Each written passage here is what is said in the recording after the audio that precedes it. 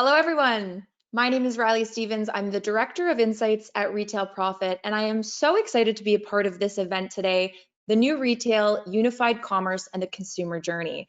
I want to quickly just say thank you to the entire team at Proximus for hosting us for this incredible discussion today, and to you, the hundreds of people joining us for today's discussion. Now, before we start, I just wanted to do a quick check and make sure that everyone who's listening and who's joining us today, I see people still filtering in, can hear me okay. And as we continue, if you're having any technical problems, feel free to use the chat box and just let us know if there's any issues with the visuals or the audio today.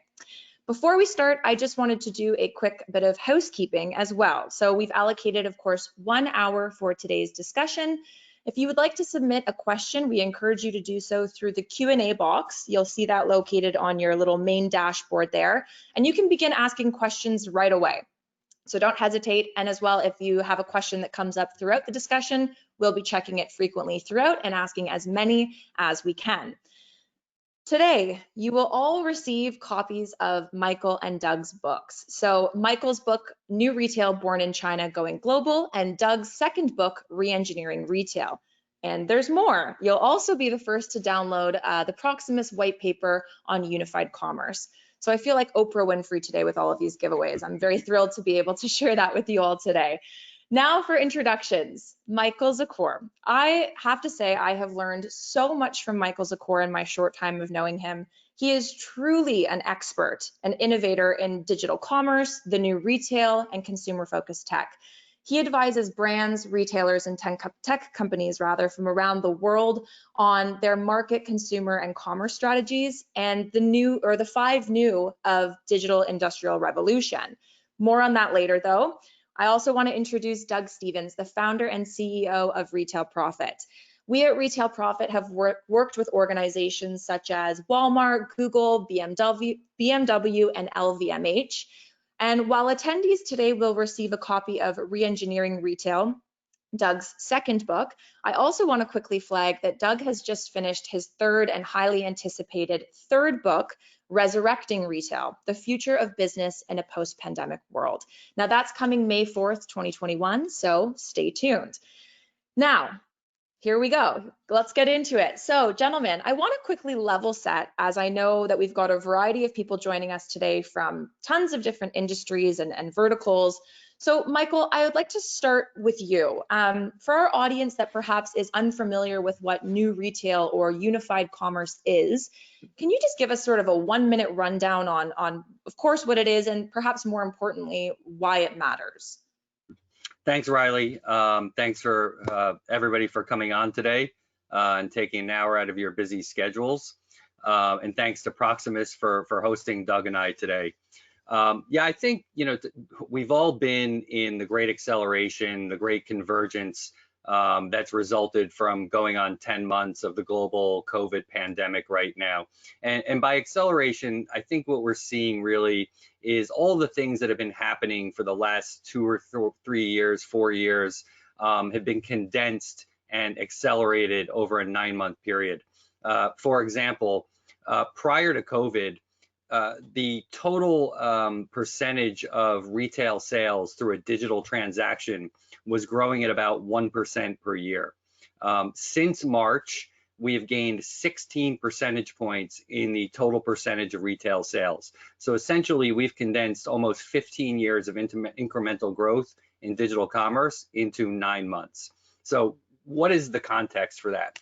What we have been seeing for the last 4 years is the emergence of 3 key concepts for every retailer, brand, tech company, and consumer to understand where the world is going in terms of retail evolution, the restructuring of retail. The first term is digital commerce, and it's important to differentiate digital commerce from e-commerce, right? E-commerce is a tool and a habitat for transactions, for two-way conversation, for brand building, but it's only part of the larger digital commerce ecosystem being built. And digital commerce is really the digitization or the application of digital tools and processes to the entire value chain for a corporation, for a brand. So from planning, forecasting, engineering, through making, buying, storing, distributing, marketing, and selling, right? That's the world we're living in today. The digital industrial revolution is all about digital commerce. The related concept, new retail, is the complete, with the emphasis on complete integration of online, offline technology, logistics, and content for an entirely new ecosystem. And so the new retail model was born in China. Alibaba and Jack Ma floated the concept of the new retail going on 5 years ago now. And they've been the first company in the world to perfect the new retail ecosystem. So if we imagine at the center of new retail, you have consumer centricity, and the whole idea is to be consumer obsessed and to provide them not just a tool to buy products, but an entire lifestyle system, right? An operating system for life. And so how we integrate tech, logistics, media, content, all of this to give people everything that they need. So who are the big ecosystem builders today? Amazon, Alibaba, JD, Tencent, Rakuten, Walmart and Target increasingly, and watch out for Google and Facebook. And finally, the third key term is unified commerce, which is essentially how you monetize the investment you make in digital commerce and new retail. So unified commerce is saying we're no longer looking at online or offline. We're no longer looking at wholesale versus retail, right? We just need to do more commerce, big commerce, better commerce. And that's what the ecosystems, the 10 megas, are built to do. And so in this unified commerce ecosystem, it's incumbent upon brands and retailers to figure out, how do I engage offensively and defensively in these ecosystems? And how do I build my own scaled down version of an ecosystem where I'm more vertically integrated to meet consumer centricity?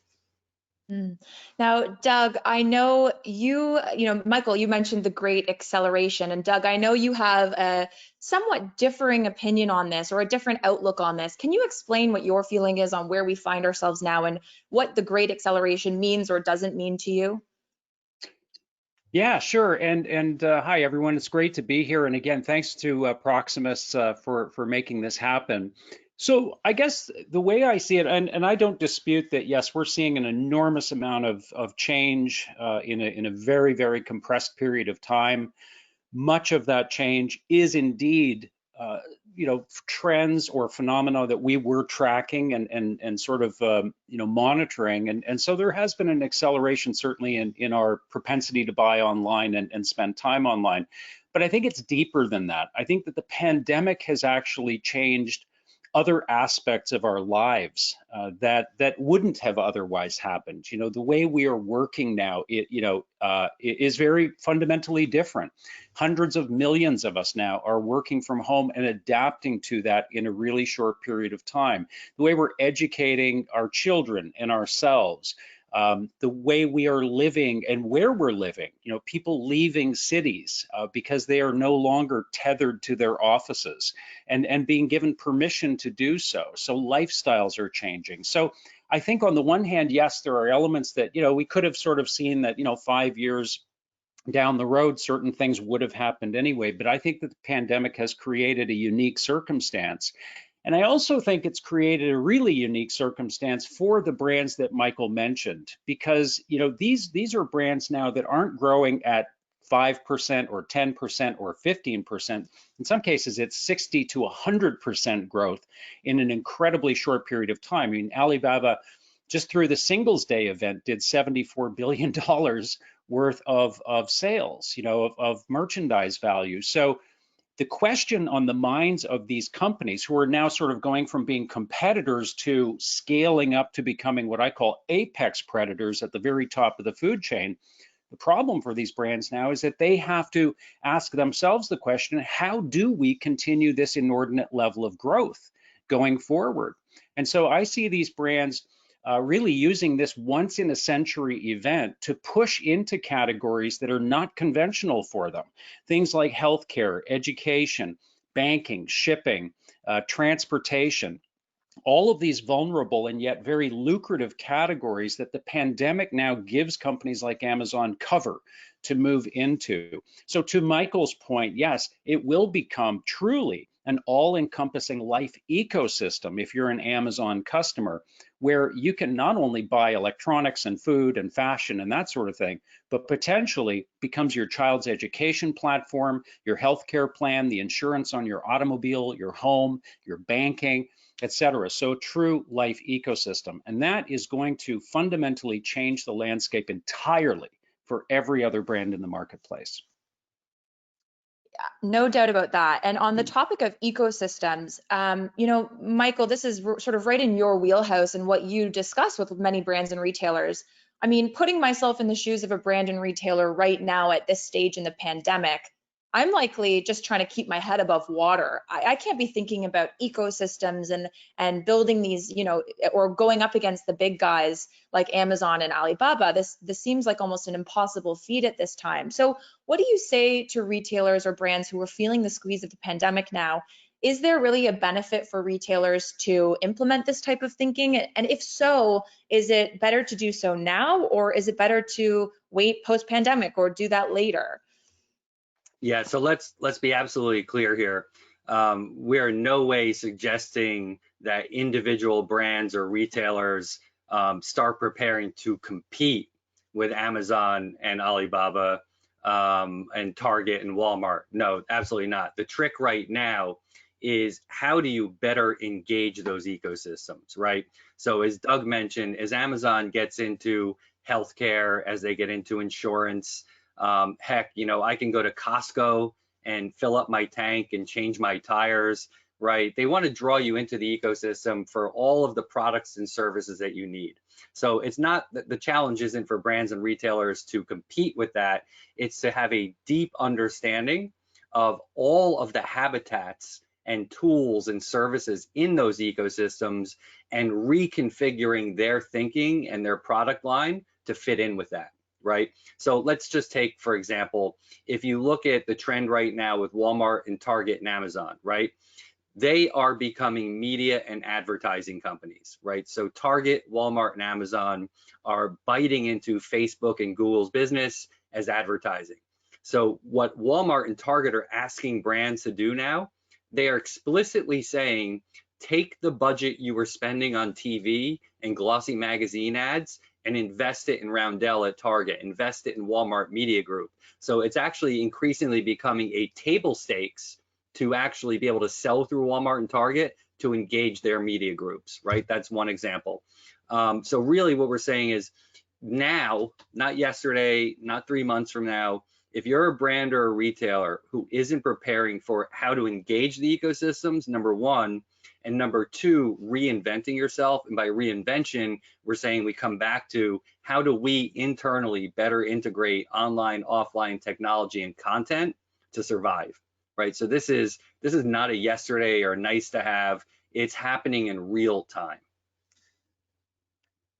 Now, Doug, I know you have a slightly differing opinion on this as well. So I'm just curious to understand from your perspective, similar question. I mean, what do you say to retailers who are feeling the squeeze of the pandemic and sort of faced with this decision of reconfiguring their business, as Michael said, to fit into these ecosystems or to build more of this proprietary system or habitats? What's your take on it? Yeah, so I mean, look, it's a choice, right? I don't look at necessarily appending your brand or your business to an Amazon or an Alibaba as an imperative. It's a choice, and I think as long as your brand goes into making that choice with eyes wide open, and the truth is, Amazon has absolutely no concern for your brand. They do not care if your brand lives or dies. What they care about is how can they milk it. How can they get utility out of your brand and potentially even learn from your brand? How can they learn about what you sell, your customers, your market? And we've seen Amazon become extremely predatory with their partners on their marketplace. So we have to be, aware of that, aware of the risks. I guess I look at it differently. I think that there is an imperative in the marketplace, given this transformation that we're seeing and given this new scale of these apex predator brands and ecosystems, and that is that every brand in the market, and I don't mean just retail brands, I mean Hell, if you're an accounting firm, you got to think about your positioning right now. If you're an insurance company or a bank, you should be sitting down and thinking really hard and long about your positioning. And by positioning, I don't mean in the traditional sense, are we discount, are we retail, are we experiential, are we convenience? I don't mean that. I mean it in a very, very simple way. Here's the litmus test. If your brand is the answer to a question that a consumer has, what's the question? What is the question that your brand is the exclusive answer to in your category? And if you can't figure that out, that's a real problem, because what's happening is these brands like Amazon and Alibaba are becoming larger and larger and larger. And as they do, the gravitational pull of those brands increases, just like a planet. And so they're pulling consumers into those ecosystems. And if your brand doesn't have enough gravity around it, you can't pull consumers out of that ecosystem. They simply will not come to you. So you really have to sit down and answer that question. What question is it that we are the exclusive answer to for consumers in the marketplace? And once you figure that out, you need to go so deep down that rabbit hole that no one will go after you. Amazon won't bother. Alibaba won't bother. It's too deep. But that's the space that you can occupy, and not just survive this onslaught. I believe you can thrive, but it means thinking about your brand in an entirely different way.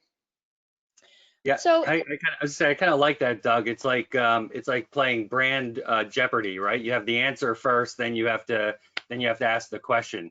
And I totally agree with that. And it's the question around that too, though, is because of these fundamental changes, right, in this great convergence. So there's the acceleration, but there's also the convergence, where I think a lot of brands and retailers are asking themselves, is it good enough to just be a brand today?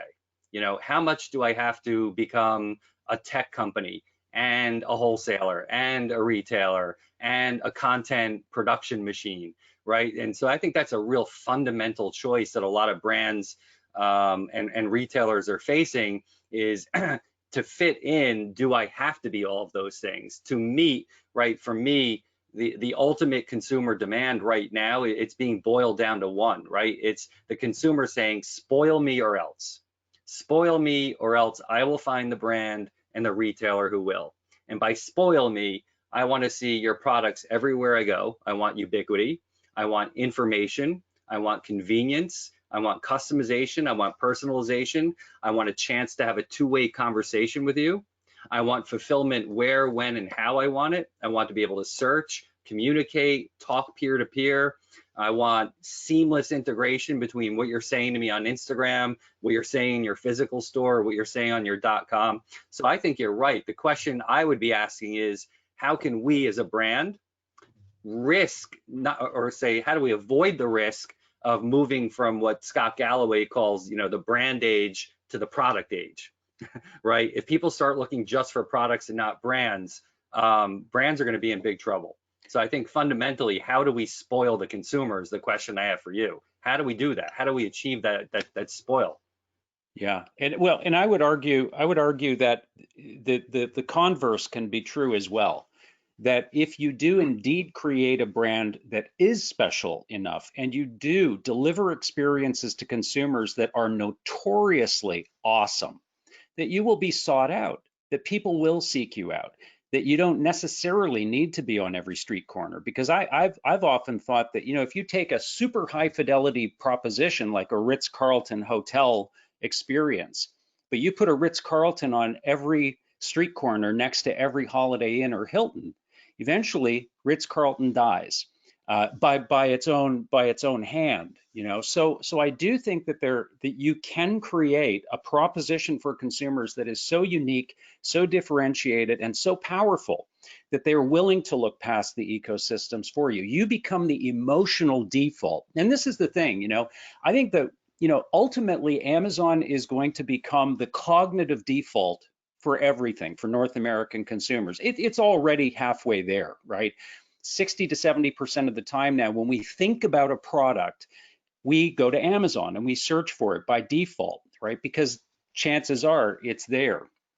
So they are the cognitive default for most of our needs. And as they move to subscription models, that's going to become invisible. We're just going to become dependent on them like a utility company in our lives. You know, we'll just sort of feel like we're paying one bill every month, and it's to Amazon, and it looks after most of our lives.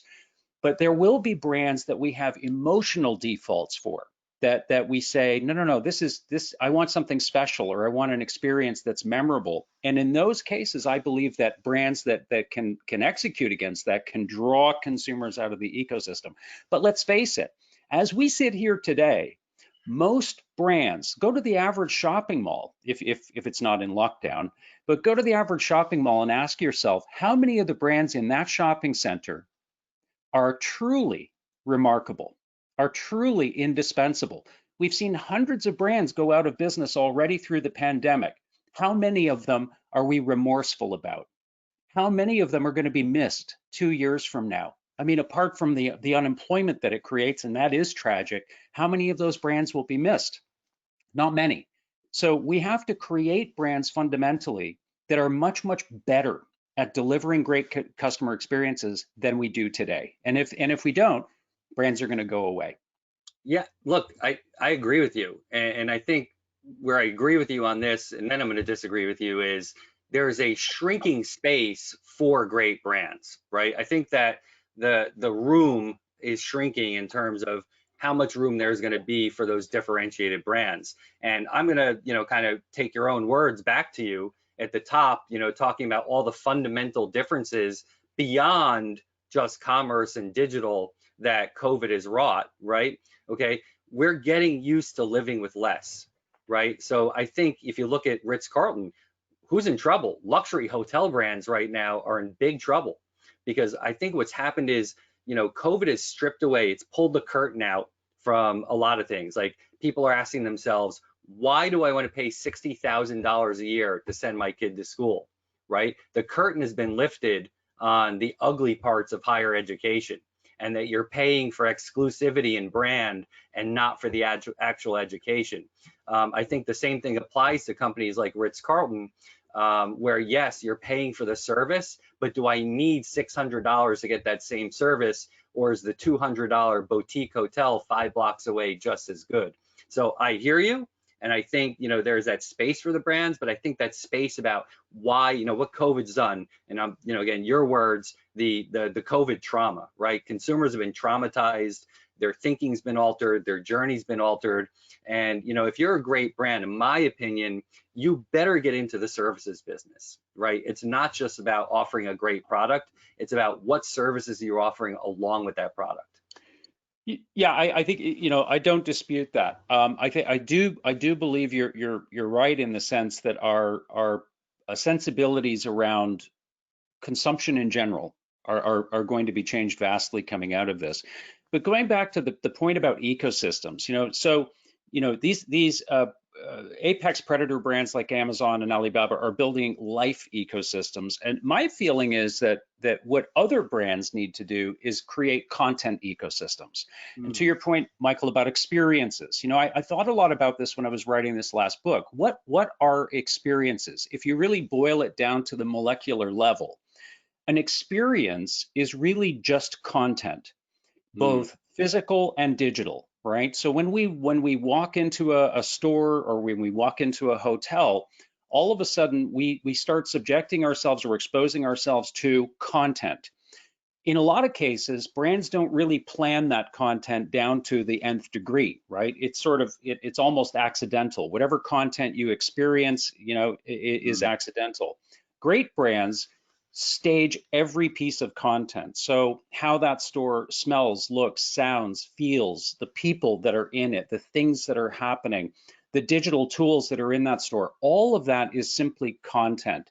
And so I believe that brands can indeed create a content ecosystem for consumers, put the consumer at the center of a content ecosystem, and be constantly delivering shoppable content to those consumers, and keeping that lifeline alive, and giving something of value to consumers in return, not just hitting them with more ads.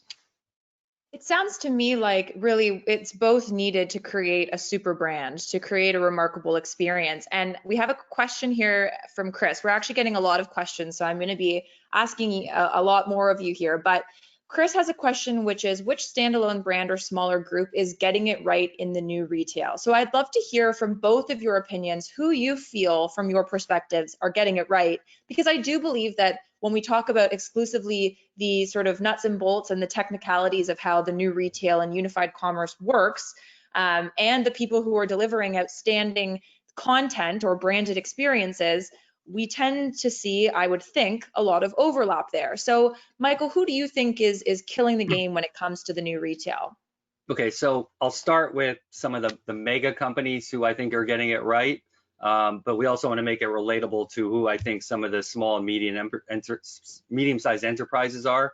So at the top of the food chain, you know, Apple and Nike are killing it in the new retail. I mean, just without a doubt. And I'll start with, for the exact reason that Doug just highlighted, is they've created content ecosystems, right?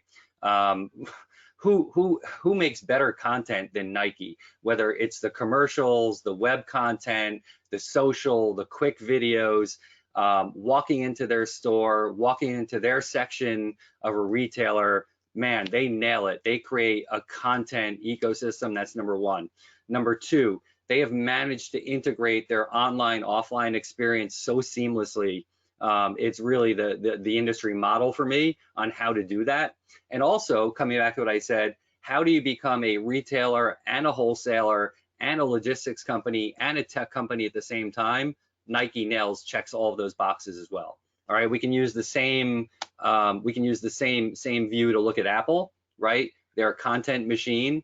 They create content. Just looking at an iPhone, you're absorbing content, right? Just the shape, the feeling, right? So the content that Apple provides, the content that Apple aggregates, they're a content ecosystem as well. And again, it goes without saying, if you look at their entire supply chain and their entire logistics infrastructure, from raw materials to the unboxing, you know, it's masterful. So at that end, and it obviously goes without saying, mastering online and offline is an Apple specialty. So at the highest end, I think Apple and Nike are two good examples that any company who would want to learn how to do this well should be looking at. On a slightly smaller scale, I actually have to turn to a brand in China that we've worked with, and it's an apparel company called Lily. And they were essentially a middle of the road women's apparel company that 5 years ago was, you know, their store traffic had cratered by 60%. Their comps were negative. Everything about them was, you know, kind of dying on the vine. And then they got into a partnership with Alibaba to really reset themselves in a new retail model. And they did everything from the playbook, from shrinking the square footage, making the store a content and experience-driven environment, you know, using QR codes to basically QR code your mirror and being able to try on thousands of outfits and swipe for the top and swipe for the bottom. And here's some makeup, and here's what the makeup looks like with the red sweater, et cetera. So they went through that whole process. They integrated this with their Tmall stores. And lo and behold, literally a year after instituting this program, their overall sales were up 125%.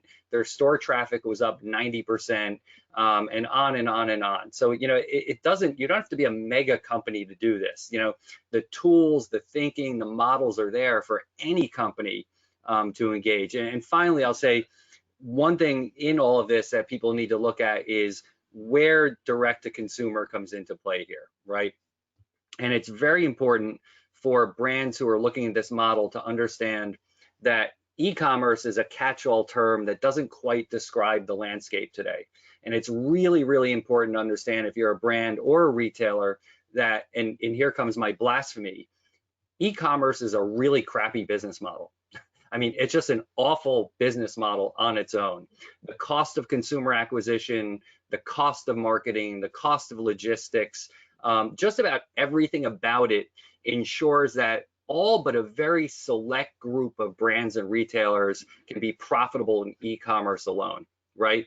And the real trick, and we're seeing this from SMEs all the way up to the big guys, is saying there are 8 types of e-commerce, right? So it's your .com, D2C, third-party general, Walmart, Target, third-party specialty, Wayfair, Chewy, mobile commerce, social commerce, and the emerging retailtainment browsing commerce model that is going to be one of the biggest stories of 2021. So how you're going to engage with Facebook and Google for commerce is going to be a big one. So the bottom line is you take those 8 forms of e-commerce and you say, how do I integrate that with my physical retail and my wholesale and my direct to consumer?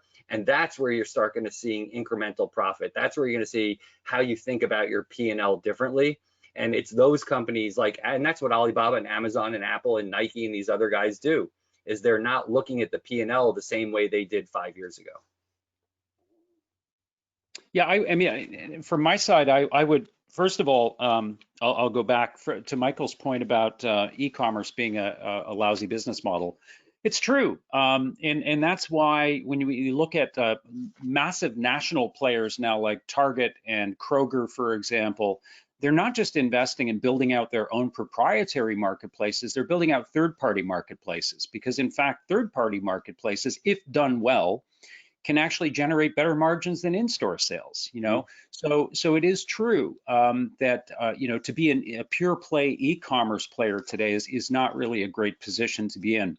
In terms of who's doing it right, I couldn't agree more. Nike is what we did was we built out 10 archetypes that we believe are the business models of the post-pandemic era, business models that will thrive. And in those 10 archetypes, we actually identify Nike as being, to Michael's point, the storyteller. You know, Nike's product, I mean, it's debatable. Are Nike running shoes really technically that much better than anyone else's? Are they that much better than Adidas? Probably not. You know, if the truth were known, they're probably very similar. But what Nike is unparalleled at is creating stories, building content, tapping into social issues, culture. They are phenomenal at that. In terms of a smaller brand, you know, who's doing it well from a smaller brand standpoint, I'll use the example of a brand called Hodinkee in the wristwatch market. And I'm a bit of a collector of watches, so you know, I'm always looking for great content around wristwatches. Hodinkee is an editorial brand that was started in 2008 by a guy named Ben Clymer, who's in the financial services market in New York. Always had a fascination with wristwatches. He was given a wristwatch by his grandfather when he was young, so you know, he just always had this love of wristwatches. And I guess in 2008, when the world was blowing up in the financial crisis, he decided now was the time to really go deep into that category. He started blogging, editorializing around wristwatches, and he built out a really significant editorial entity in the wristwatch market. They really became sort of the bellwether for you know, what's going on in the watch market. Really awesome editorial podcasts, the whole 9 yards. And so you talk to anyone who knows wristwatches now, and they will know Hodinkee. Well, Hodinkee is now raising $40 million to build out their retail marketplace. So they have an online marketplace where they sell watches that are tens of thousands of dollars that sell out in a second when they put them online. Why? Because people trust them, because they have such editorial credibility in the space that you just believe that they really know a lot about what they're selling. And when they say something is good, when they say it's good quality, you trust that. I would look for, I think that's going to be another turning point in the market. I think we're going to see more and more editorial brands that were in the editorial space coming into the retail space. Why? Because they're already in the business of creating awesome content. And most retailers aren't. Most retailers are in the business of trading on product. And so I think it's the brands that can create awesome content, big, small, or medium-sized, are going to take the day. Now, we've got another question from an attendee. So Torian asks, Michael, you mentioned direct to consumer, and there's a lot of questions I've been finding from retailers recently around multi-brand retailers and direct to consumer brands. I guess the question from Torian here is there still room for multi-brand retailers when you can go direct to consumer? What are your thoughts? Yeah, absolutely. So what we have found out over the last few years that the direct to consumer model has some pretty significant limitations, right? The most significant limitation is scalability, and the other limitation is profitability. So let's just take Casper, for example, okay? The average Casper mattress that is sold direct to consumer has a retail price of about $1,300, okay? It costs Casper about $741 for the mattress. It costs them another $400 in storytelling, content creation, and customer acquisition to sell it, and about another $400 in overhead and administrative costs. If you've been following along with me on the math, for every mattress that they sell, they're losing about $150 going direct to consumer. So direct to consumer has been an incredible story in that it did shake up the retail industry. It did shake up brands. It introduced new technologies. But unless you are a company that has access to cheap and somewhat unlimited capital in your first 5 to 6 years of existence, it's not a sustainable business model. So this is the great reveal on direct to consumer. And Casper, is just one example. We could go down the line.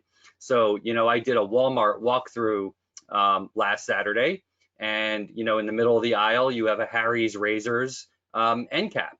So how did Harry's Razors go from being a D2C to having an end cap in Walmart?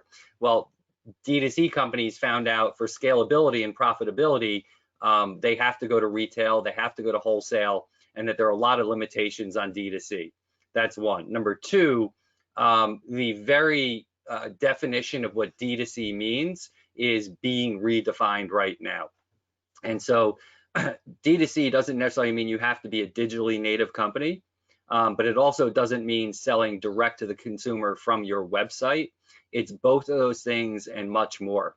I had alluded to earlier where Facebook and Google are starting to go in terms of their retail offerings. A lot of that D2C is going to be coming from retailtainment, browsing. And so what you're going to do is, even now we work with a lot of CPG, FMCG companies and manufacturers, and the big question with CPG companies right now is, what do we do about D2C? You have some people saying inside of these organizations, well, we have to go to D2C, even though we're Pepsi and we're Coke and we're P2G. We have to figure out a way to sell our products directly to consumer because that's what the consumer wants. But our problem is, now this is the opposite, right? The CPG companies are saying we can't go to D2C because it's not profitable. And you have the D2C companies saying we can't just be D2C because it's not profitable. So where's the profit to be had? Well, it's in marrying, right? It's in marrying the best of D2C elements with the best of the CPG manufacturing model, right? And the reason most CPG companies are looking at their balance sheet and saying D2C won't be profitable for us is because they're not optimized for it, right? CPG companies are optimized to produce and manufacture at scale and sell to retailers at scale. And they are they're being asked essentially to become retailers. And so what happens is D2C companies have to become wholesalers and storytellers, and CPG companies need to become retailers and storytellers. And I think it's where the marriage of those two models and the partnerships created by the D2C company natives and the CPGs and brands, that's where you're going to find your sustainability and profitability. I think to answer the question too, and I agree with a lot of what Michael just said. I think to answer the question, you have to go back and ask yourself, why did retail distribution come to be in the first place? I mean, 1,000 years ago, everything was D2C. Everything. The shoemaker made shoes, the tailor made your suit, the carpenter made your kitchen table. The maker and the seller were the same person. So why on earth did we wind up with a retail marketplace that was largely, a second-party distribution system? Well, it was because we industrialized retail. Cities scaled, markets grew larger, brands couldn't serve all of those markets, and so they had to go through local retailers in order to reach consumers. So it was really all about distribution and access. But that's not the consumer's problem anymore. Accessing product isn't the consumer's problem. I mean, I remember growing up as a kid, outside of Toronto, and there were simply brands you did not have access to, period. They just weren't there. And if they weren't in your local market, you were out of luck. But that's not our problem anymore today. We can have whatever we want. We can access whatever we want. So the question now that retailers have to ask themselves is, what is the value of distributing through a Walmart, to Michael's point? Because my feeling is the moment Harry's Razors goes into Walmart, they start dying a little bit, right? And it becomes death by a thousand cuts, because now your brand experience is inextricably connected to the Walmart experience. And we know that on any given day, that can be okay, or it can be really, really bad. So these are deals with the devil that brands have had to make over the years. In terms of what value does the retailer add to the equation, they have to start thinking, okay, it's not just about accessing the product anymore. I have to create some sort of external value that I overlay onto the access. I'll give you a good example. Camp in New York City. Camp is a toy store, but to call it a toy store is not really fair. They have about a 1,500 square foot toy store that doesn't sell anything that you can't find elsewhere online. But what they do have is an 8,500 square foot black box theater of experiences for children and their families. So Camp has created such extraordinary value that it draws consumers there and actually adds value to the products that they sell, rather than decrementing the value of the product. So should brands go direct to consumer? I say wherever possible, yes. Wherever profitable, yes. And that's why Nike is targeting 50% of its distribution direct to consumer, because they know that every time somebody has a crappy experience in one of their retail partner stores, the brand dies a little bit, and they can't afford that. Ultimately, at the end of the day, the most valuable thing that Nike has is its brand. So we touched a little bit on this before, but this notion of trading solely on product versus trading on experience or touch points or content, as we've referred to it throughout this discussion.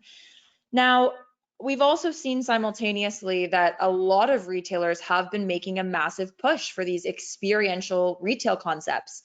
And it seems to be a trend that every time there's a new flagship that opens or a concept store that opens, it's all centered around a new customer experience.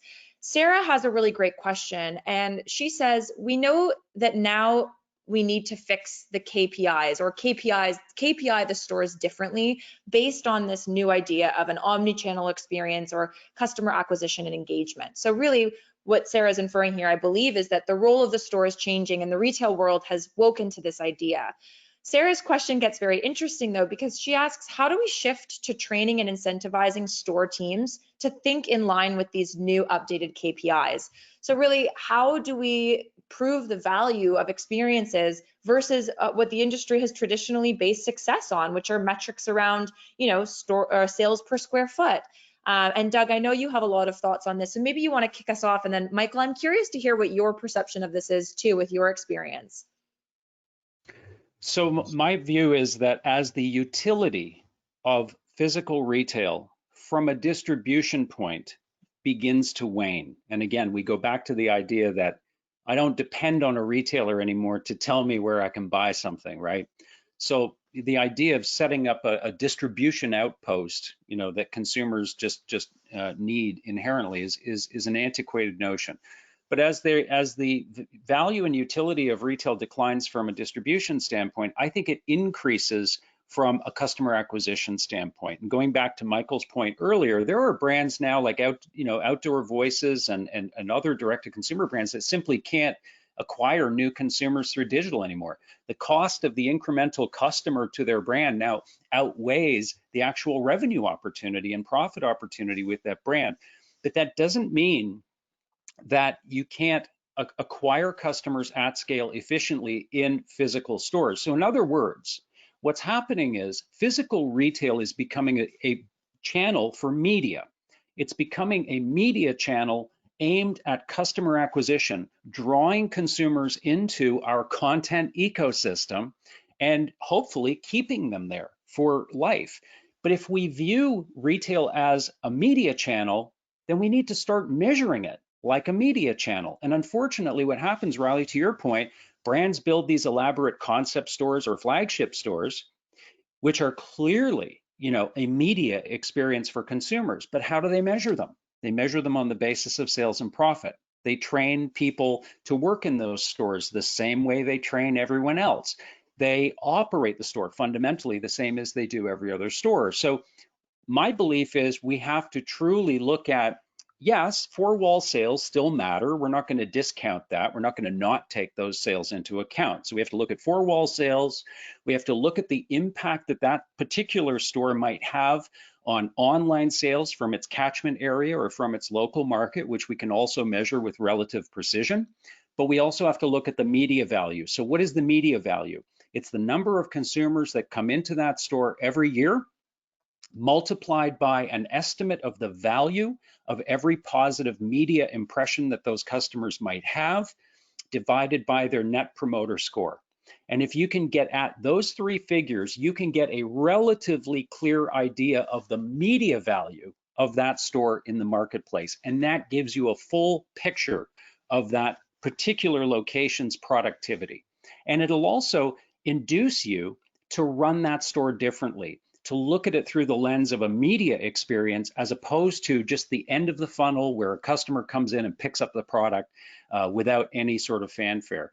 It'll induce you to hire differently, train differently, operate the store differently, and build new kinds of experiences. Yeah, so I agree with everything that Doug said. I would add to that first, Sarah, the first directive I have for you and everybody listening is stop using the term omnichannel, okay? There's a reason why we're using the term unified commerce.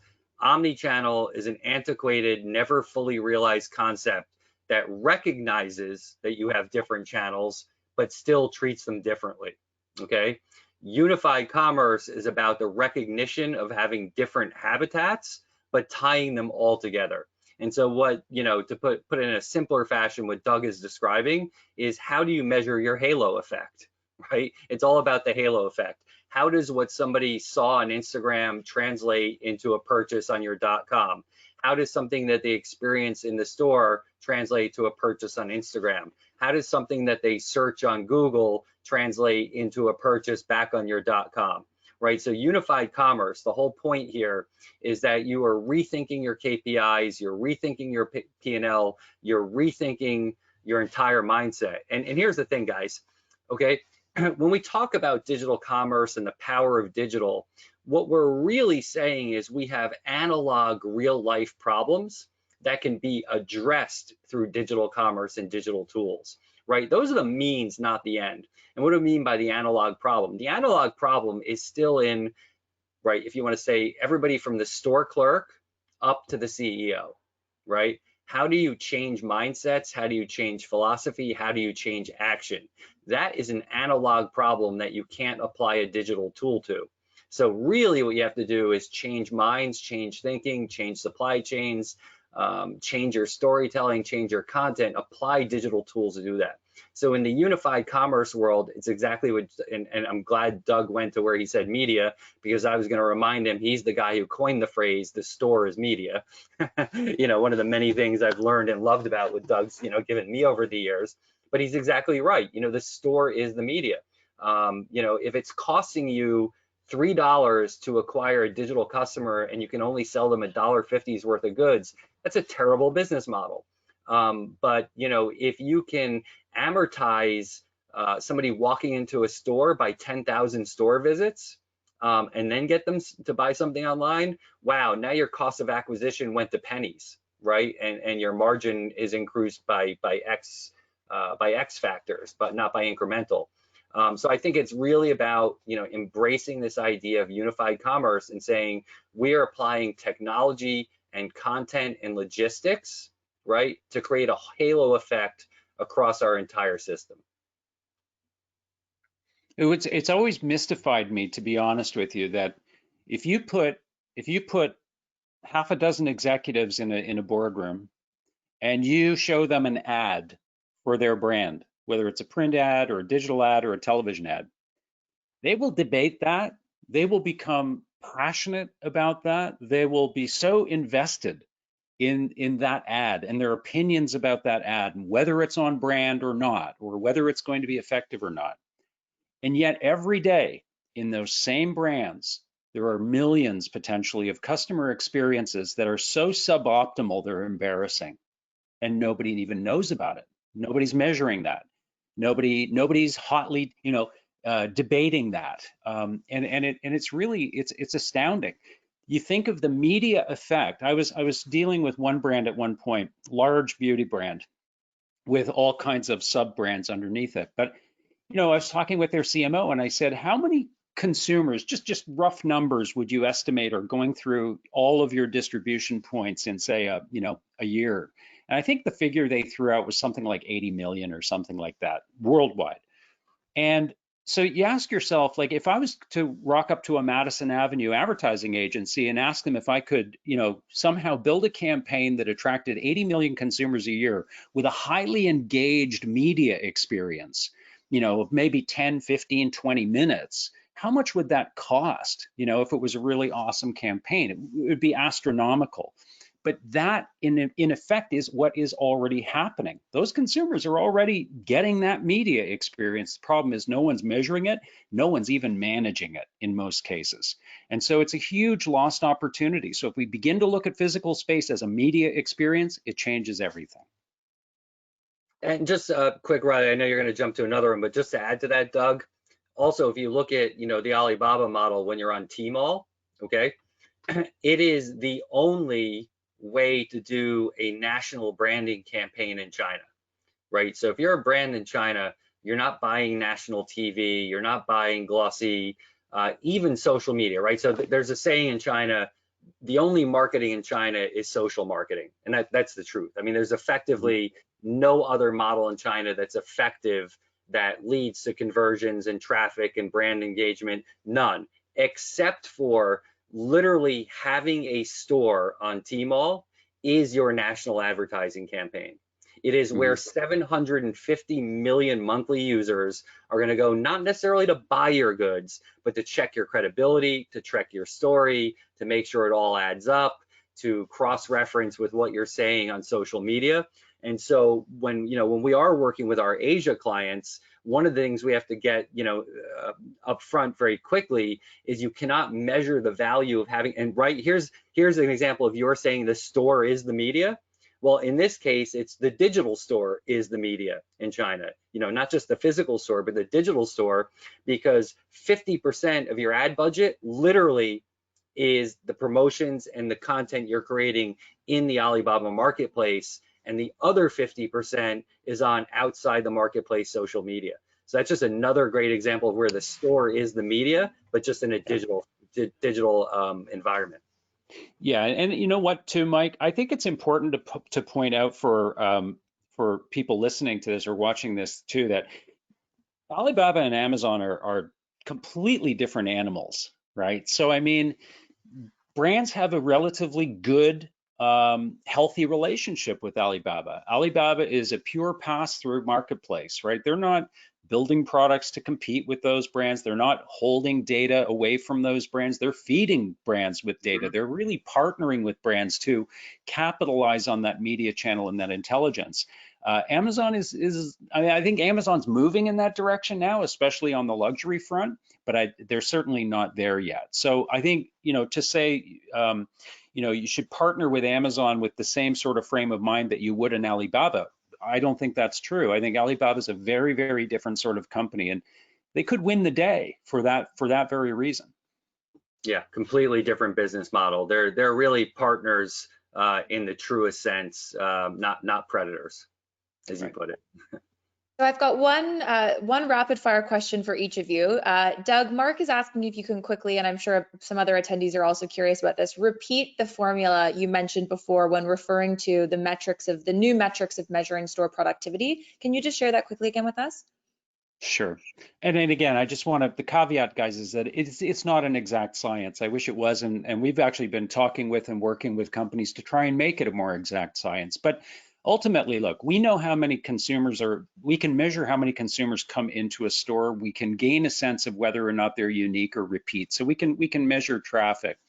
We can also approximate the value of a solid positive media impression in a physical space because we know what the market value of media is. We know how much it costs to get a consumer to click on your Facebook ad or to look at your YouTube video. We know what the market values of those are. So as an executive team, you need to throw a few darts at some values and just sort of approximate, okay, well, if a Facebook ad is X, then what's a 10-minute positive experience in one of our stores worth as a market value? So now we know how many consumers came in, we know the value of the experience if it is indeed positive.